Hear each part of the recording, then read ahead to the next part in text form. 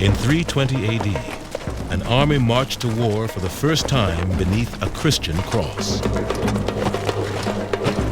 The Roman Empire was in the middle of a civil war between two generals over who would be the next emperor. According to an historian from the time, one of the generals, named Constantine, was inspired by a vision to send his legions into battle carrying a cross.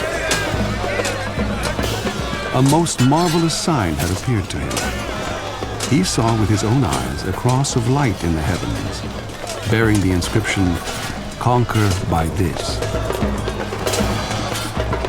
With the cross at their head, Constantine's troops were victorious.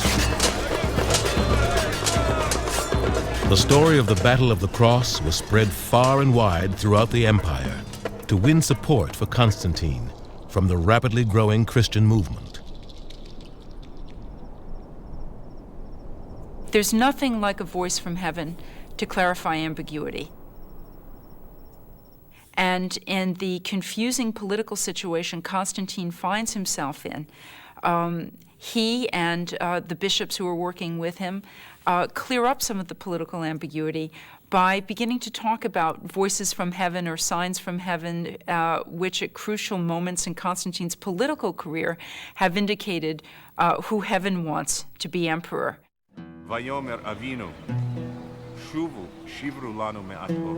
For Jews throughout the empire, the new emperor's alliance with Christianity would prove disastrous. The bishops who allied themselves with Constantine were part of the one branch of Christianity that was hostile toward Jews.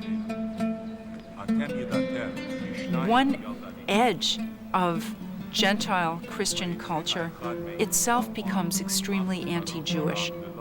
And unfortunately, for later history, that particular edge of Gentile Christianity wins the patronage of the Roman Empire. The anti-Jewish Christian bishops became determined to stamp out the friendship that many Christians felt toward Judaism. Take John Chrysostom, one of the great preachers of the 4th century. He had trouble because people in his congregation thought that the festivals of the Jews were ever so much more interesting than the things that the church put on, and so they would trot off during the high holy days to visit the synagogues.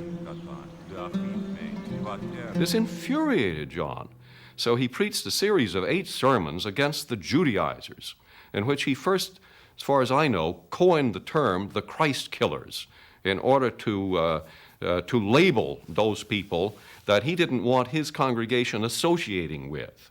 Obviously, this term then is going to have very fateful after effects in the history of Christian anti-Judaism.